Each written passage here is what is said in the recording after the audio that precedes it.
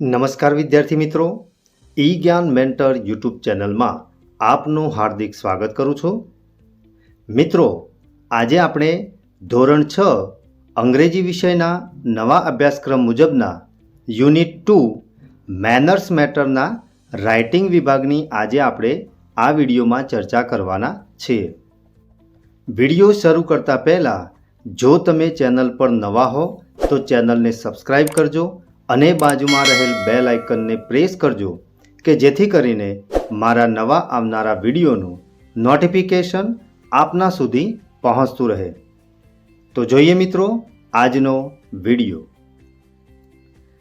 વિદ્યાર્થી મિત્રો, રાઇટિંગ વિભાગમાં અહીંયા આપણને સૂચના આપેલી છે, complete the dialogues. You can use the words in the brackets. એટલે કે અહીંયા આપણને એક ડાયલોગ્સ બોક્સ આપેલા છે અને આપણને કૌંસમાં શબ્દો પણ આપેલા છે જેની મદદથી આપણે આ જે ડાયલોગ છે એને પૂર્ણ કરવાનો છે. સૌથી પહેલાં છે આલોક સેઝ વેલકમ કાકા. આલોકે કહ્યું, કાકા તમારું સ્વાગત છે. Uncle says where are your mummy and papa. કાકાએ પૂછ્યું કે તારા મમ્મી પપ્પા ક્યાં છે. આલોક સેઝ, અહીંયા આપણને ખાલી જગ્યા આપેલી છે. હવે વિદ્યાર્થી મિત્રો, આ ખાલી જગ્યા આપણે અહીંયા આપણને જે વર્ડ આપેલો છે એ વર્ડના આધારે આપણે પૂર્ણ કરવાની છે. ખાલી જગ્યામાં આપણે લખીશું they have gone to the market. તેઓ બજારમાં ગયા છે. ત્યાર પછીનો ડાયલોગ છે, Kantaben says hello I am your new neighbour. કાંતાબેને કહ્યું, નમસ્તે, હું તમારા નવા પડોશી છું. મમતાબેન સેઝ ખાલી જગ્યા. અહીંયા આપણને હેલ્પ નામનો શબ્દ આપવામાં આવેલો છે જેની મદદથી આપણે આ ડાયલોગ્સ પૂર્ણ કરવાનો છે. તો અહીંયા આપણે ખાલી જગ્યામાં લખીશું nice to meet you, may I help you. મમતાબેને કહ્યું, તમને મળીને ખૂબ જ આનંદ થયો, શું હું તમને કંઈ મદદ કરી શકું. ત્યાર પછી છે Charmi says wow what a nice kurti, where did you buy it from. ચાર્મીએ કહ્યું, કેટલી સરસ કુર્તી છે, તે આ ક્યાંથી ખરીદી. રાજવી સેઝ ખાલી જગ્યા. અહીંયા આપણને કૌંસમાં શબ્દ આપેલો છે ઓનલાઈન. તો વિદ્યાર્થી મિત્રો, આપણે આ શબ્દનો ઉપયોગ કરી અને આ ડાયલોગ્સ પૂર્ણ કરીશું. તો ખાલી જગ્યામાં લખીશું આઈ બોટ ઇટ ફ્રોમ ઓનલાઈન. મેં આ જે કુર્તી છે એ ઓનલાઈન ખરીદી છે. ત્યાર પછી નેક્સ્ટ જોઈએ. અહીંયા વિદ્યાર્થી મિત્રો આગળ આપવામાં આવેલું છે Maithili lives in England. Maithili નામની જે છોકરી છે એ ઇંગ્લેન્ડમાં રહે છે. She is born and brought up there. અને આ મૈથિલી જે છે એ ઇંગ્લેન્ડમાં જ એનો જન્મ થયો છે અને ત્યાં એનો ઉછેર પણ થયો છે. She comes to her native village. અને તે અત્યારે પોતાના ગામડે એટલે કે વતનમાં આવેલી છે. Here is the dialogue with her grandfather.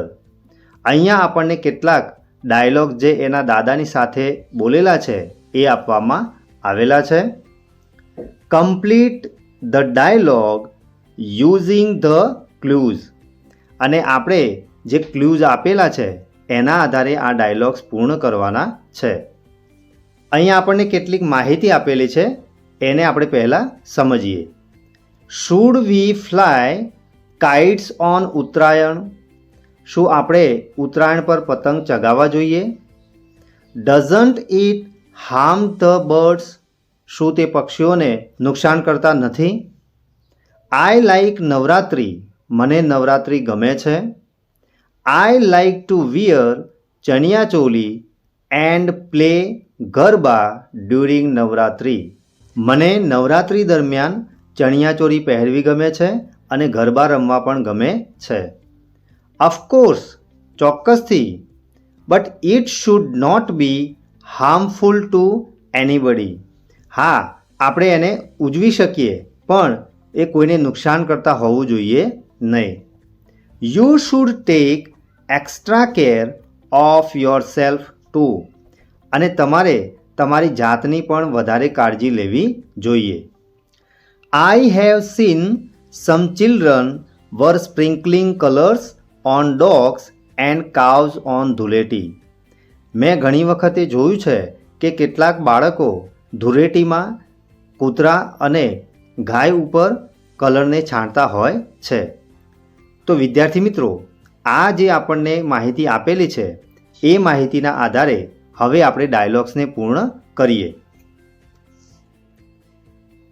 Maithili says, દાદાજી, I watched videos of all our festivals, but I have some questions.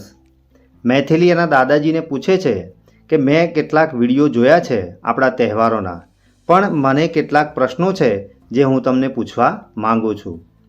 દાદાજી સેઝ, ક્વેશ્ચન્સ અબાઉટ ફેસ્ટિવલ્સ. દાદાજીએ કહ્યું, તહેવારના અનુરૂપ એટલે કે તહેવારને લગતા પ્રશ્નો છે. Maithili says, should we fire crackers on Diwali. Maithili કહે છે કે શું આપણે દિવાળીના તહેવારમાં ફટાકડા ફોડવા જોઈએ? દાદાજી રિપ્લાય આપે છે, યસ. હવે આપણે ખાલી જગ્યામાં લખીએ, of course, but it should not be harmful to anybody. You should take extra care of your self too. વિદ્યાર્થી મિત્રો, અગાઉ જે આપણે માહિતી જોઈ એના આધારે જ આપણે આ ડાયલોગ્સ પૂર્ણ કરવાના છે. તો દાદાજી કહે છે કે ચોક્કસથી આપણે કોઈપણને નુકસાન કર્યા વગર આપણે આ જે ફટાકડા છે એને આપણે ફોડવા જોઈએ, અને સાથે સાથે આપણે આપણી જાતની પણ વધારે કાળજી લેવી જોઈએ. તો મૈથિલી કહે છે, આઈ have seen some children sparkling colours on dogs and cows on Dhuleti. Maithili જવાબ આપે છે કે મેં ઘણી વખતે એવું જોયું છે કે ધૂળેટીના તહેવાર ઉપર બાળકો કૂતરા અને ગાય ઉપર કલરને છાંટતા હોય છે. ત્યાર પછી નેક્સ્ટ જોઈએ.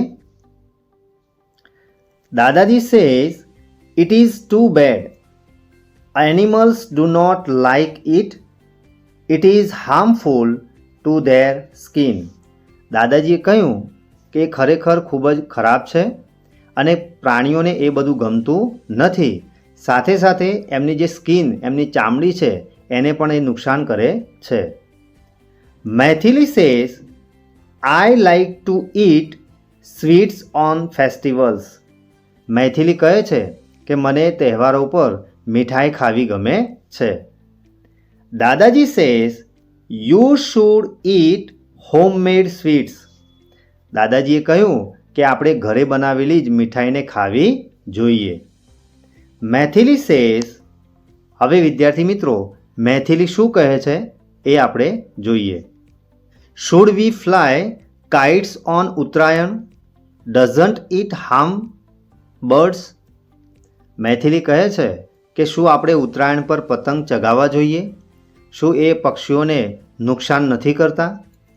દાદાજી જવાબ આપે છે, દાદાજી says, all the festivals should be celebrated but in the right way.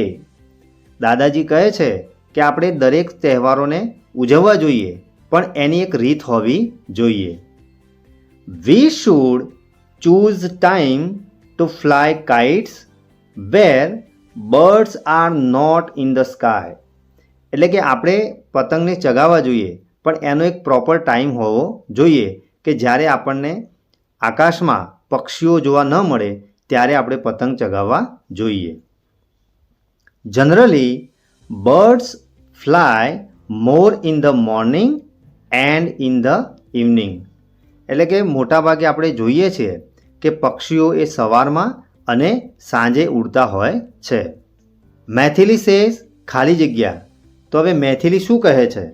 એ કહે છે, I like Navratri. I like to wear colourful dress and play garba during Navratri. Maithili કહે છે કે મને નવરાત્રિ ખૂબ જ ગમે છે અને મને નવરાત્રિ દરમિયાન કલરફુલ ડ્રેસ પહેરવા અને ગરબા ગાવા ગમે છે. દાદાજી સેઝ યસ ઓલ અવર ફેસ્ટિવલ્સ આર ચાર્મિંગ. દાદાજીએ કહ્યું કે ખરેખર આપણા જે દરેક તહેવારો છે એ ખૂબ જ ચાર્મિંગ છે. તો વિદ્યાર્થી મિત્રો, અહીંયા આપણને અલગ અલગ પ્રકારના જે તહેવારો જે ઉજવીએ છીએ એની માહિતી આપવામાં આવેલી છે. આપણે પણ તહેવારો ખૂબ જ કાળજીપૂર્વક અને બીજાને નુકસાન ન થાય એવી રીતે ઉજવવા જોઈએ. તો વિદ્યાર્થી મિત્રો, આજે આપણે રાઇટિંગ વિભાગની જે ચર્ચા કરી એમાં તમને સંપૂર્ણ ખ્યાલ આવ્યો હશે. જો તમને આ વિડીયો ગમ્યો હોય તો વિડીયોને લાઈક કરજો અને શેર કરવાનું ભૂલતા નહીં. ફરી મળીશું આવા જ ઇન્ટરેસ્ટિંગ ટૉપિક સાથે. ધન્યવાદ.